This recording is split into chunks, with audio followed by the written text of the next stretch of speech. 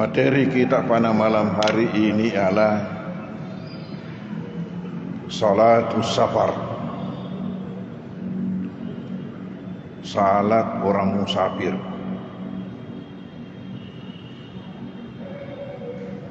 Kita ketahui bahwa sekarang ini dunia semakin sempit. Begitu mobilisasi kita adalah sangat padat. Salah sedikit kita melakukan perjalanan, apa ke timur, apa ke barat.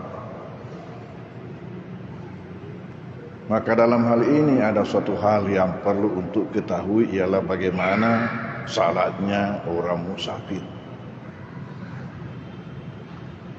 Pertama-tama kita dulu melihat bahwa rukun Islam ini ada 5: syahadat, salat, puasa, zakat, haji. Ternyata antara salat dengan puasa ada beda.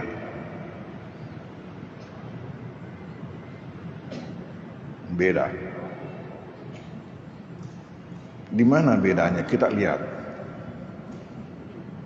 Berkaitan dengan puasa, Allah berkata di dalam Al-Quran, fa in kana minkum maridan aw ala safarin wa iddatum min ayyamin ukhar.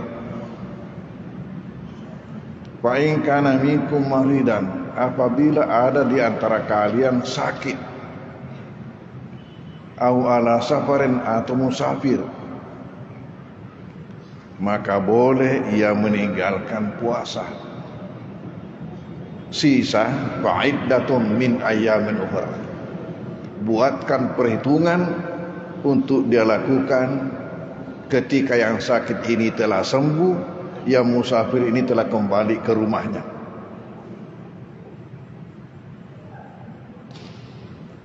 Boleh ia meninggalkan puasa dalam perjalanan apabila ia musafir. Boleh ia meninggalkan puasa apabila dia sakit. Yang melakukan perjalanan ini nanti kembali ke rumahnya, ke kampungnya, baru dia mengqada puasa yang dia tidak lakukan ketika musafir. Yang sakit ini nanti dia melaksanakan puasanya ketika dia sembuh. Dan apabila ada seseorang yang sakitnya tidak diharapkan lagi sembuh, maka itulah diganti dengan fidyah. Bagi seseorang yang sakit tidak diharapkan lagi akan sembuh sampai ia meninggal dunia. Tetapi coba dengan salat, ternyata tidak ada ayat yang mengatakan barang siapa di antara kalian ada yang sakit atau musafir boleh meninggalkan salat. Nanti setelah sembuh yang sakit ini baru kembali salat. Nanti setelah kembali ke kampung yang musafir ini baru ia melakukan kembali salat. Tidak ada. Salat tidak boleh ditinggalkan selama ada kesadaran, terkecuali bagi mereka yang diberikan dispensasi oleh Allah. Yaitu siapa? Anak yang belum dewasa, perempuan yang lagi haid, atau lagi melahirkan, atau lagi nifas. Tetapi selain daripada itu, selama ada kesadaran, kecuali kalau koma, maka lepaslah. Selama ada kesadaran tidak boleh tinggalkan. Termasuk bagi orang sakit, termasuk bagi orang musafir. Sisa bagaimana? Ternyata tetap ada keringanan, hanya tidak boleh ditinggalkan. Tetap ada keringanan. Artinya apa? Komunikasi langsung, minimal itu antara hamba melalui hatinya itu, melalui zikirnya, setidak-tidaknya dalam hatinya itu tidak boleh putus dengan yang di atas.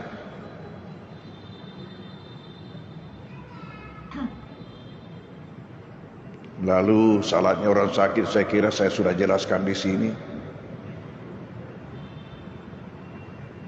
Yang kuncinya itu bagi orang sakit, sampai di mana saja kemampuannya, itulah yang wajib dia lakukan.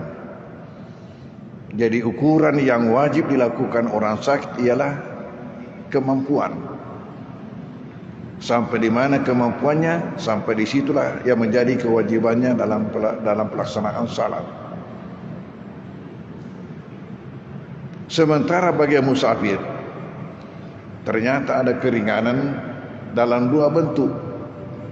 Bentuk pertama ialah yang 4 rakaat hanya dilaksanakan 50%. Hanya dilaksanakan 2 rakaat.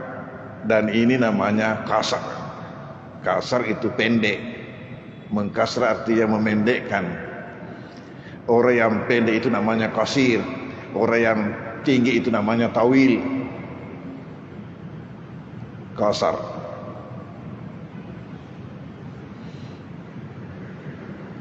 Dalam bahasa Perancisnya makasrah. Makasrah. Nakasrai sampajanna. Ini keringanan pertama. Keringanan yang kedua ialah adanya boleh dilakukan bersama 2 salat. Duhur dengan asar, maghrib dengan isya. Ini namanya jama'. Jama' artinya menghimpun, mengumpulkan. 2 keringanan ini yang boleh dilakukan bagi orang yang musafir. Mengkasar, menjama' boleh. Artinya apa? Kalau mengatakan boleh, berarti boleh juga tidak. Sehingga orang yang musafir ini empat model salat bisa dia lakukan. Bagi orang musafir 4 model salat boleh dia lakukan. Yang pertama ialah standar, biasa, dilakukan sempurna pada waktunya masing-masing. Boleh. Yang kedua, boleh dikumpulkan di jama' tanpa dikasar. Asar dengan duhur, maghrib dengan isya. Hanya di jama'.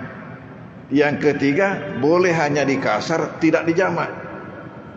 Duhur pada waktunya 2 rakaat, asar pada waktunya 2 rakaat, isya pada waktunya 2 rakaat. Hanya dikasar tapi tetap pada waktunya, tidak dijama'. Dan yang keempat, boleh dijama' dan dikasar, atau dikasar dan dijama'. Yang 4, duhur dengan asar masing-masing hanya 2. Dan waktu menjamaknya ini boleh pada waktu awal, pada salat pertama, boleh pada waktu salat yang kedua.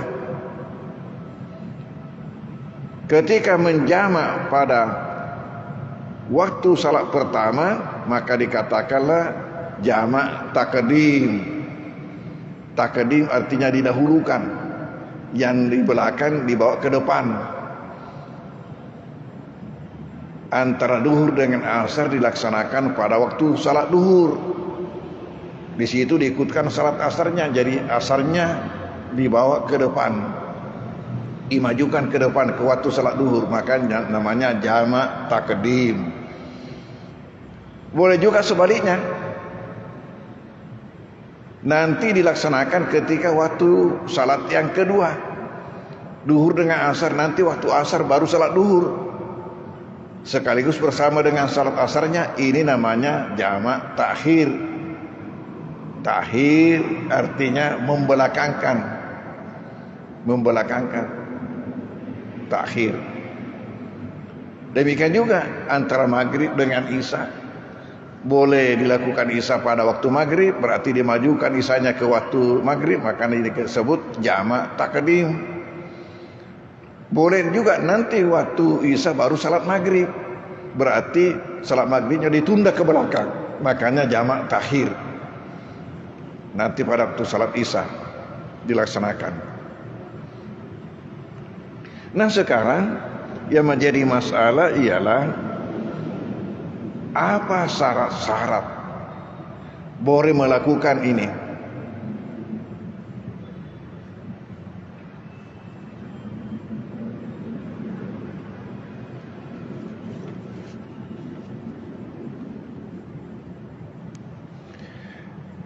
Pertama-tama dasar adanya boleh dilakukan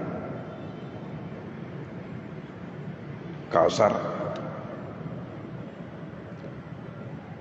diringkas yang 4 menjadi 2. Firman Allah di dalam Al-Quran surat An-Nisa ayat 101. Wa idza darabtum fil ardi falaisa alaikum junahun an taksuru minas shalah. Wa idza darabtum, apabila kalian musafir, darabtum fil ardi, melakukan perjalanan, falaisa alaikum junahun, tidak ada dosa bagi kalian, an taksuru minas shalah, bahwa kalian mengkasrah salatnya.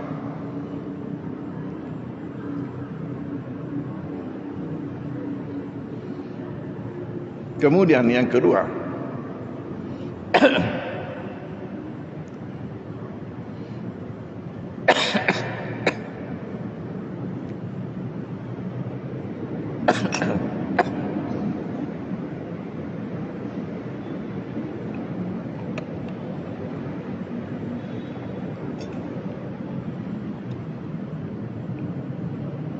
menurut riwayat Imam Muslim dari sahabat Ya'la bin Umayyah.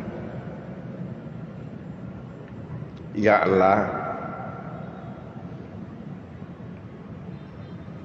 bingung dengan salat kasar ini karena ada firman Allah yang mengatakan laisa alaikum junahun, tidak ada dosa bagi kalian, antaksuru minas shalah, mengkasar salatnya, in khiftum ayaftinakumul ladzina kafaru. In khiftum, apabila kalian takut akan mendapatkan fitnah daripada orang-orang kafir, artinya mendapatkan gangguan, bisa serangan dan sebagainya. Ini kata ayat ini. Yang memusingkan Ya'la ini ialah ketika sudah aman, kenapa masih ini berlaku?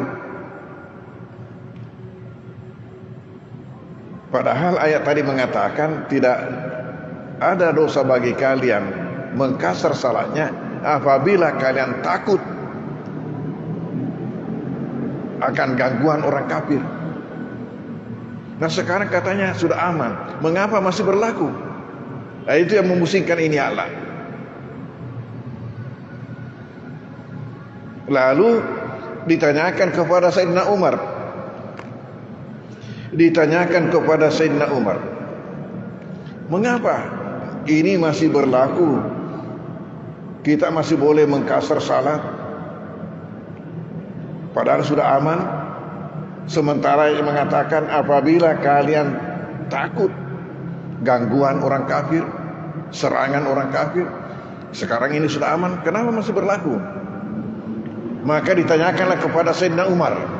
Ini Allah.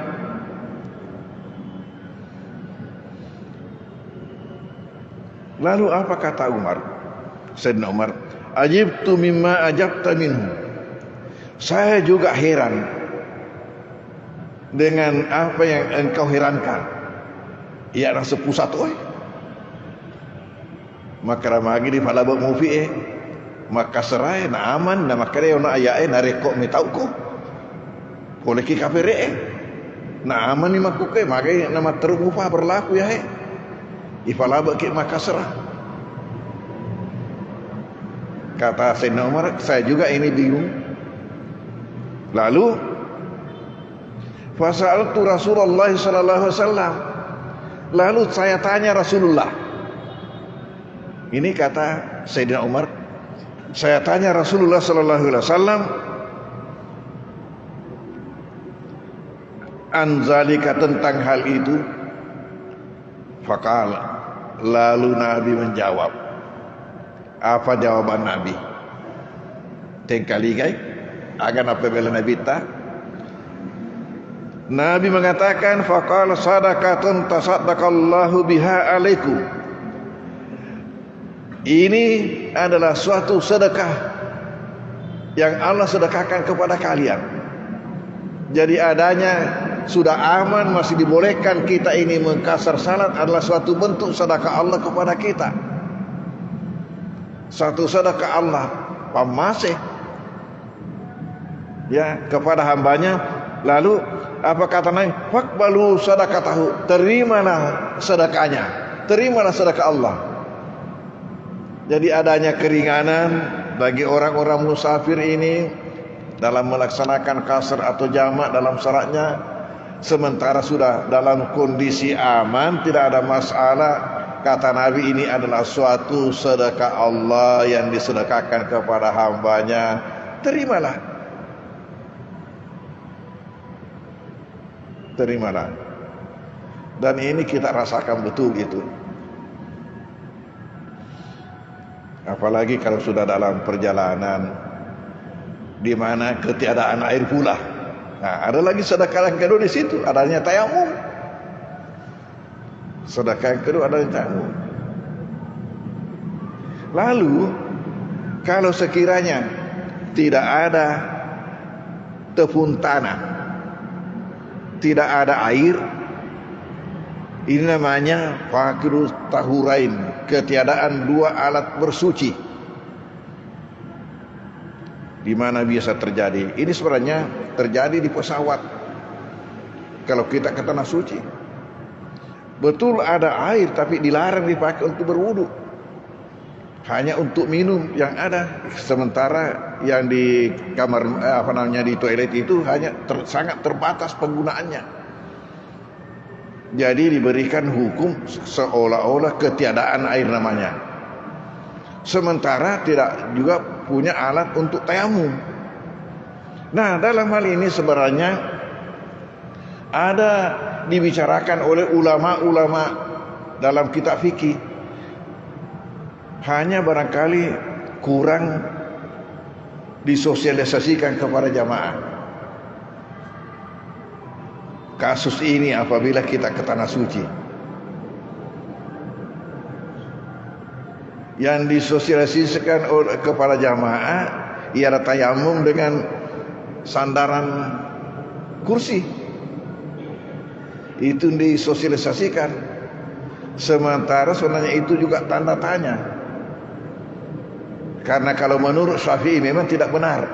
Menurut Syafi'i, hanya menurut Hanafi, ya itu benar, tetapi ada syaratnya juga. Syaratnya memang di situ ada debu. Sementara ketika kami menghadiri muzakarah haji ya di Jakarta, itu oleh utusan penerbangan Saudi ada hadir juga bersama-sama dengan utusan penerbangan Garuda, itu menyatakan bahwa dalam pesawat itu kedap debu. Artinya tidak ada debu. Itu dinding pesawat itu tidak katanya kena debu, tidak melekat debu di situ. Sementara kain ini boleh kalau memang nampak di situ berdebu. Jadi kalau menurut Syafi'i tidak dibenarkan, tapi ya difatwakan seperti itu. Lalu sebenarnya ada fatwa yang resmi daripada ulama-ulama fikih mengatakan apabila sudah dalam kondisi seperti itu, kita dinilai tidak punya air dan tidak punya alat untuk tayamum. Kalau Syafi'i harus tepung tanah, maka kita dinilai ketiadaan dua alat suci. Ketiadaan dua alat suci ialah air dan tanah. Dan apabila itu terjadi, maka kita hanya salat tanpa tayamum, tanpa wudu. Ini yang tidak disosialisasikan ini kepada jamaah. Salat tanpa tayamum, tanpa wudu, tanpa tayamum. Yang disosialisasikan sama jamaah kalau mau berangkat haji itu dengan tayamum di belakang itu kursi. Ya, itu namanya faqdu tahuraini dalam kitab fikih. Tetapi bagaimana lagi hukumnya salat dengan cara itu? Di sini terbagi dua lagi pendapat ulama. Kepada siapa yang pernah salat dengan cara begitu, dengan cara tidak ada wudu, tidak ada tayamum, Pendapat pertama mengatakan dia nanti mengulangi salatnya apabila sudah tiba di tempat. Pendapat yang kedua mengatakan tidak perlu, karena ketika dia lakukan maka hal itu sudah sah baginya. Ketika dia lakukan sudah sah baginya, oleh karena itu tidak perlu. Sama hikayatnya dua sahabat yang melakukan perjalanan di tengah-tengah padang pasir, tidak ketemu air, tayamum, baru salat. Setelah keduanya selesai salat, meneruskan perjalanan, sebelum habis waktu ketemu air. Lalu salah seorangnya mengatakan, kita harus mengulangi salat kita, karena sekarang ini kita ketemu air sebelum habis waktu salat. Sementara yang kedua mengatakan, saya kira tidak perlu lagi, karena ketika kita lakukan tadi, salat kita sudah sah pada waktu itu, jadi tidak perlu lagi diulangi. Dan masing-masing berpegang pada pendapatnya. Maka yang mengatakan harus diulangi karena kita menemukan air sebelum habis waktu salat, berwuduklah baru salat. Sementara yang mengatakan tidak perlu diulangi, tinggallah menunggu.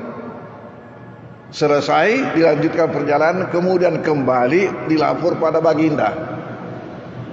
Ini ada kasus, kita ketemukan di jalan begini. Lalu bagaimana tanggapan Nabi? Nabi mengatakan kepada yang tidak mengulangi, asabtas sunnah, kamu sudah cocok dengan jalan, mutuju nilalengi, asabtas sunnah. Artinya memang tidak perlu diulangi. Kemudian apalagi kata Nabi kepada yang mengulangi, yang kembali berwuduk lalu kembali melakukan salat setelah menemukan air. Nabi mengatakan kepada dia, walakal ajru marrataini, dan kamu dapat pahala 2 kali.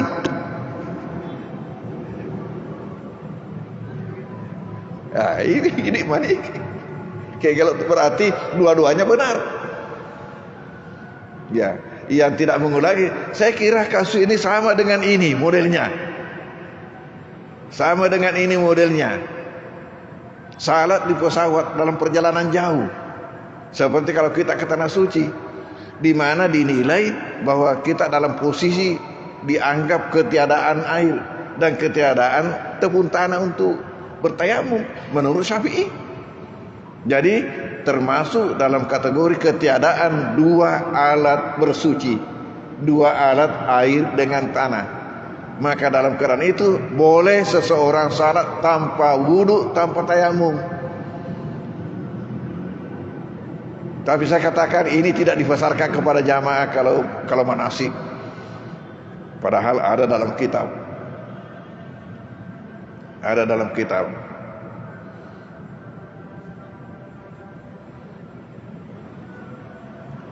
Nah, jadi sesudah itu ya tidak usahlah lagi diulangi. Kalau kita tidak mengulangi, karena itu asabtas sunnah, kamu telah cocok dengan jalan.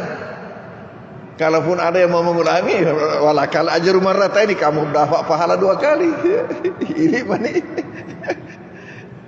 Enak agama ini kalau kita mendalami. Jadi ini masalah bolehnya akasan dalam musafir. Yang mengherankan dia lah mengatakan kepada Sayyidina Umar, napa pusa kak sedih? Maka daya dan magaga ko makasara dari ko metau ko boleh ke kafire. Nah dek naga kafire emaku kita we. Magi di malabok mubi, kenapa masih diberikan? Kata Sayyidina Umar, saya juga heran, dan karena itu saya tanyakan kepada baginda Rasulullah. Lalu baginda mengatakan apa? Ini adalah suatu sedekah yang Allah sedekahkan kepada kita. Terimalah sedekahnya. Pasti dekat apa Allah Ta'ala.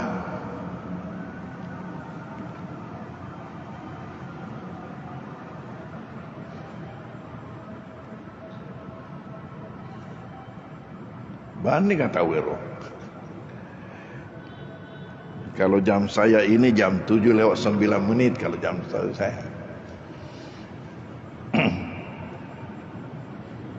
Nah sekarang kita masuk kepada syarat-syarat sehingga hal ini boleh kita lakukan. Karena tidaklah musafir asal musafir sudah boleh melakukan. Umpamanya kita pergi ke Sudiang, saya musafir ini, lalu mau kasrah. Hanya ke Sudiang mau musafir. Jadi perlu diketahui apa syarat-syarat sehingga boleh ini terjadi. Yang pertama berkaitan dengan tujuan. Mau apa perjalanannya? Apakah perjalanannya itu perjalanan halal, bukan maksiat? Itu kan elok-elok kaboto, ya, atau ya maksiat. Karena ada umpamanya pertandingan judi internasional, umpamanya pergi ke Monte Carlo atau pergi ke Macau, untuk itu apakah bukan karena maksiat tujuan? Kemudian yang kedua ialah arahnya. Apakah arah perjalanannya itu tertentu atau tidak tentu?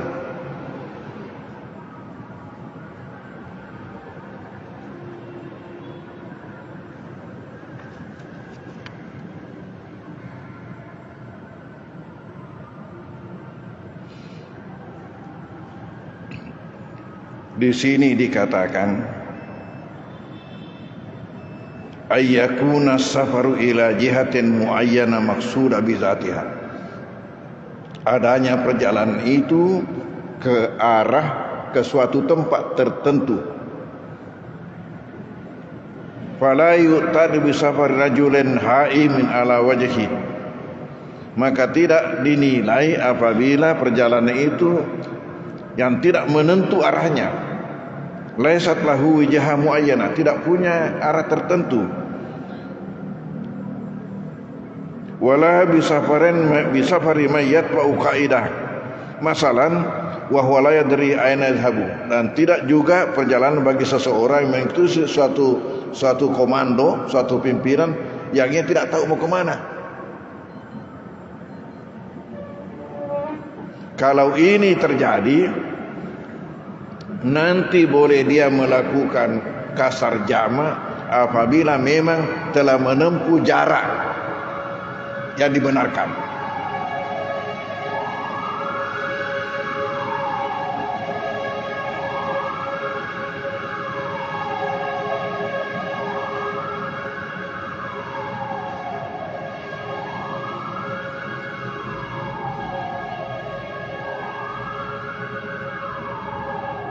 Mungkin ada lagi kebakaran ini. Biasanya kalau begini ada kebakaran kan memang sangat rawan. Sekarang ini masalah kebakaran, cuaca panas, belum lagi kalau ada angin. Kita hati-hati betul. Apalagi di daerah-daerah yang padat, ya. Banyak daerah-daerah pinggiran kota kita ini padat.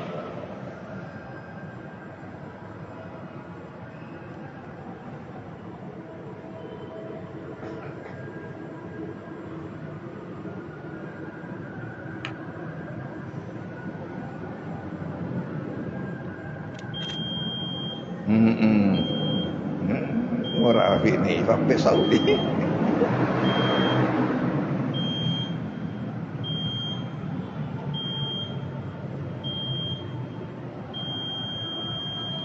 Jadi baru dua syarat. Syarat tujuan tidak akan melakukan maksiat di sana. Yang kedua ialah tertentu arahnya. Nanti syarat ketiga itu syarat jaraknya harus berapa. Nanti pada pengajian kita akan datang, kita akan lanjutkan. Wallahu a'lam bishawab. Bismillahirrahmanirrahim. Alamin wa sallallahu ala sayyidina Muhammadin wa alihi wasallam. Allahumma anfa'na bima 'allamtana wa 'allimna ma yanfa'una wa rizqna ilma yanfa'una. Allahumma ij'alna minal ladzina yastami'una al-qawla fattabi'una ahsana. Allahumma arinal haqqa haqqan warina ittiba'ah wa arinal batila batilan ijtinabah. Wa sallallahu ala sayyidina Muhammadin wa alihi wasallam. Walhamdulillahi al-Fatihah. A'udzu billahi minasyaitonir rajim. Bismillahirrahmanirrahim. Walhamdulillahi alamin arrahmanirrahim maliki yaumiddin. Iyyaka na'budu wa iyyaka nasta'in. Ihdinas siratal mustaqim siratal ladzina an'amta 'alaihim ghairil maghdubi 'alaihim waladdallin. Amin. Wassalamualaikum warahmatullahi wabarakatuh.